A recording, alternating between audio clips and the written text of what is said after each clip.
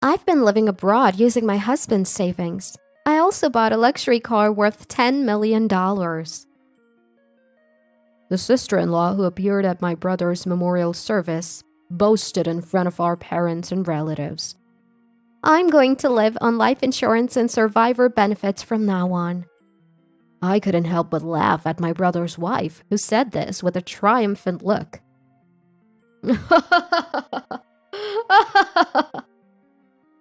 My laughter caused my parents and relatives to burst into laughter too.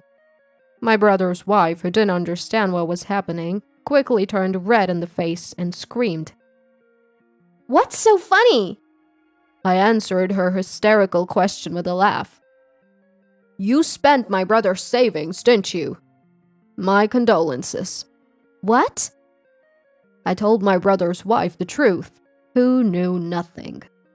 My name is Ethan, 28 years old. I'm just an ordinary office worker at a mid-sized company. I'm living alone and enjoying my life. I have a brother, Caleb, who is 4 years older than me. He's a bit timid, but very kind, and he always treated me well. He was a good man and did well in his studies, so after graduating from a prestigious university, he got a job at a top company. He moved out when he got a job, but sent money to our parents, wanting to be filial, and gave me presents on my birthday. We didn't see each other as often, but I loved my brother, and we would playfully compete to see who would get married first. My kind-hearted brother, who cared for his family, suddenly couldn't provide financial support after turning 30.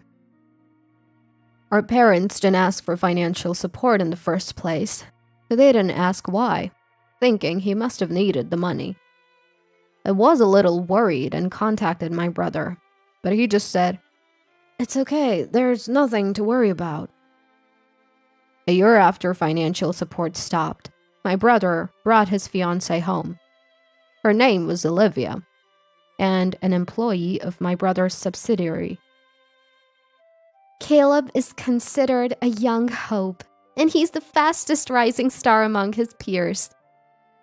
I felt uncomfortable with Olivia, who spoke in a cloying voice. It felt like she was marrying him because he was a rising star in a big company, not because of who he was. As far as I knew, my brother had little experience with women. I was worried, but seeing my brother's happy face, I couldn't say anything.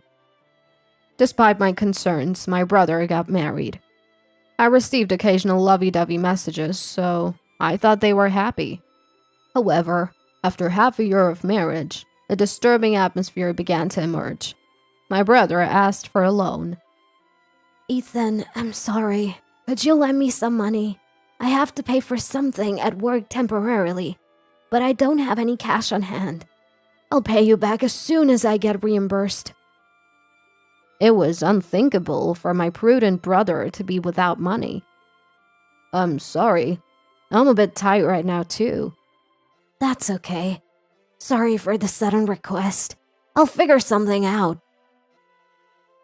After talking to my brother, I immediately called home. "Hello, Mom. Has my brother contacted you lately?" "Contacted? Did Caleb ask you for money too, Ethan?" "What? He asked you guys too?" "He's been contacting us occasionally for a while now, asking if we could return the financial support money if we had any left, or lend him a little. It's strange for the prudent Caleb. Daddy and I were just talking about it." "That's concerning. I wonder what's gotten into my brother all of a sudden." "We're planning to talk to Caleb soon. Will you come too, Ethan?" "Of course. Let me know when it's scheduled." And so it was decided that we would talk to my brother. On the day of the discussion, my brother was surprised to see me at our parents' house. "Why is Ethan here too? Well, never mind. So how much can you lend me?" My brother carefully asked our parents.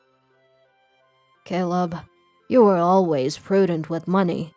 What's going on that you're even asking your sister for a loan?" My brother's face turned angry at Daddy's words. "If you're not lending me the money, then I'm leaving." Wait, we're not done talking. Enough! There's nothing to talk about. Leave me alone. Ignoring Daddy's restraint, my brother left. I had never seen my brother raise his voice before, so Mom and I were stunned for a while. I was concerned about my brother's pale face when I saw him after a long time, but he wouldn't answer my calls. Sometime after that discussion, we received a call that my brother had collapsed at work. When we rushed to the hospital, my brother was asleep, connected to various tubes, looking even paler than when we last saw him. Olivia was there too, perfectly made up and dressed in designer clothes, despite having supposedly rushed over. According to the doctor, he had terminal cancer, and there was nothing they could do. Olivia cried out loud when she heard the news. My brother was admitted to the hospital, and as soon as our parents left the room to prepare for his stay, Olivia spoke to me. I'm busy, so I can't take care of him. You do it. Olivia wasn't crying at all, as if her earlier tears were an illusion. While I was taken aback, Olivia continued, irritated. It's really inconvenient that he has terminal cancer when I still need him to earn money. Don't contact me unless his life is in danger. With those harsh words, Olivia left the room. I was still unable to comprehend what had happened when my brother spoke. Ethan, I'm sorry. My brother, who should have been asleep, called out to me. Big brother, when did you wake up? When Daddy and the others left. That's Olivia's true nature. She's extravagant and sees me as nothing but a cash cow. So that's why you were struggling with money. I was over the moon when such a glamorous beauty approached me. Even after realizing her true nature, I couldn't break away because of my infatuation. And this is the result. I'm truly sorry for involving you. Don't apologize, big brother. I couldn't find the words to say to my brother. After a long silence, my brother slowly spoke. Ethan, I can't die like this. I need your help. My brother's eyes were filled with determination. I took caregiver leave and used remote work arrangements, cooperating with my parents to care for my brother in the hospital. My brother, visibly weakened, but we spent peaceful moments together, going for walks in his wheelchair when he felt well, and watching movies. I think those times allowed me to accept my brother's passing. Less than 2 months after his admission, my brother's condition suddenly worsened, and he was gone. After the first day of hospitalization, Olivia never visited once. Even when my brother's condition suddenly worsened, she didn't answer the phone. When I finally reached her after his death, she responded to the news with a seemingly pleased voice. Oh, really? I understand. After that, we were busy with the wake and the funeral preparations, but Olivia never showed up. However, she appeared at the funeral, crying loudly, and then declared herself the family representative, starting to speak on her own. If only I had noticed his illness sooner. I went to the hospital every day and took care of my husband. I wanted to support him even more. Holding my brother's portrait and speaking through tears, I felt anger rise within me as I watched Olivia, but I told myself it wasn't the time to act. Our parents and relatives, knowing the situation, looked at Olivia with disbelief. After the funeral, Olivia came to my parents and me. I'll file the divorce certificate tomorrow. We'll be strangers, so don't contact me again. Handle the ashes and grave as you please. It's none of my concern now, but all of my husband's inheritance is mine, so don't try to take it. Olivia said what she wanted and quickly left. My parents and I were more dumbfounded than angry. "Just a little more patience," Daddy muttered, and Mommy and I nodded. Time flew by, and the day of my brother's memorial service arrived.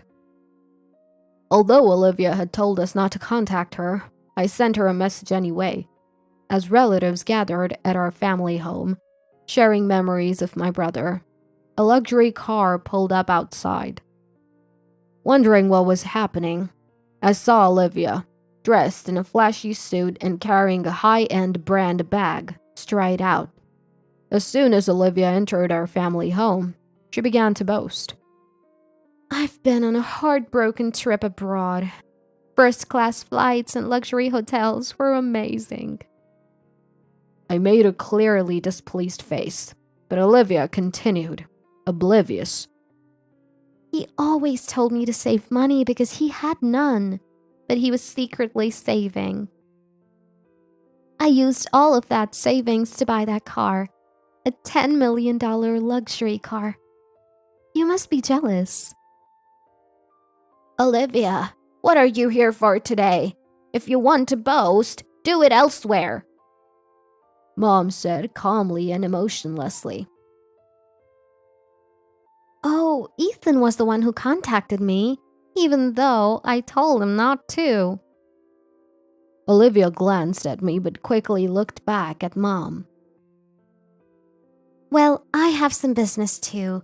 I'm planning to live on survivor benefits and life insurance, but I need various documents for the application. I'd like you to prepare them for me." Olivia said this with a triumphant expression, trying to hand Mom a paper with instructions for the insurance application. What a selfish woman. She told us not to get involved with her, yet she tries to use us when it suits her. I was filled with anger, but contrary to my emotions, laughter welled up.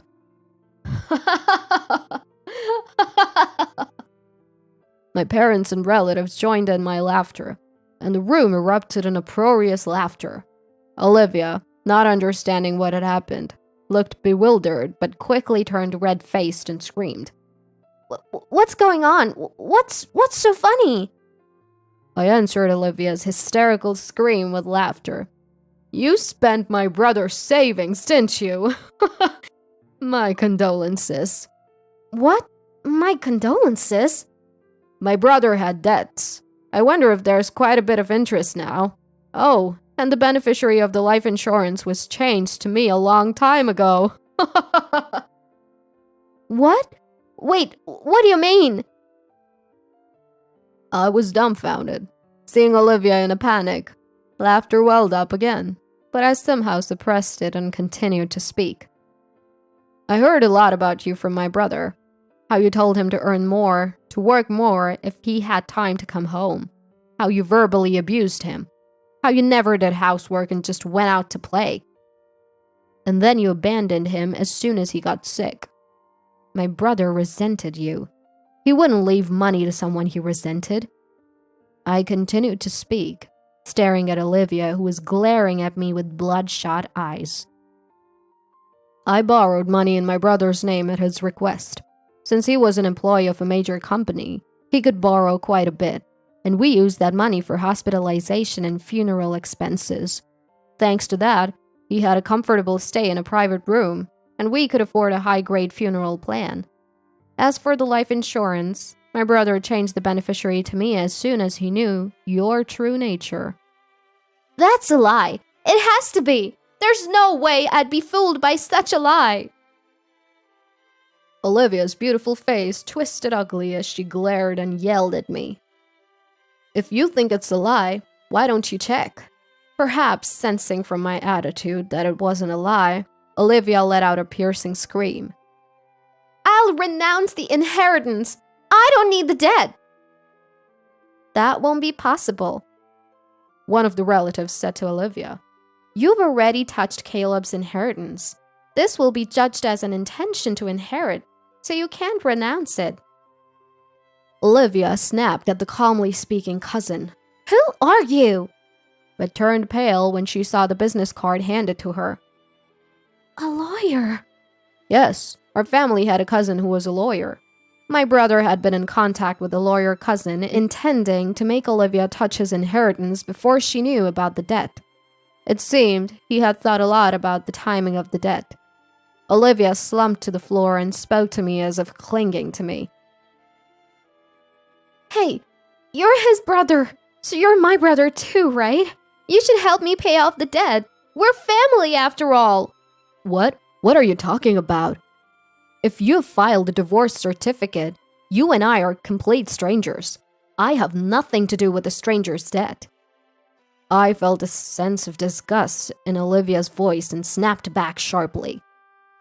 Oh, and the apartment you're living in now? It's in my daddy's name, so please leave as soon as possible. I said that as a finishing blow and then went into the back of the room. Olivia continued to make a fuss, but the relatives kicked her out. After the memorial service, Olivia started calling me and my family home every day asking for help. She was being charged for the debt and the inheritance tax. Olivia sold her $10 million luxury car and the brand items she had collected to pay off the debt and inheritance tax. But it seems she still hasn't paid it all off. At first, I found it amusing and responded, but it gradually became a nuisance. And when I threatened to consult the police if she continued to persist, she stopped immediately. Olivia was also reluctant to leave the apartment, so we issued an eviction notice through our lawyer cousin. When our cousin contacted Olivia, she apparently begged our uncle to help her, but he firmly refused. He also told her that if she continued to trouble our family, he would consider legal action, and she reluctantly left. Later, another relative reported seeing Olivia entering the store, rumored to provide excessive services. Her beauty was gone, and she looked haggard, clearly not living a decent life. I put my hands together in front of my brother's memorial tablet. Brother, your life or death revenge succeeded. I felt a sense of relief, having avenged my beloved brother's regret.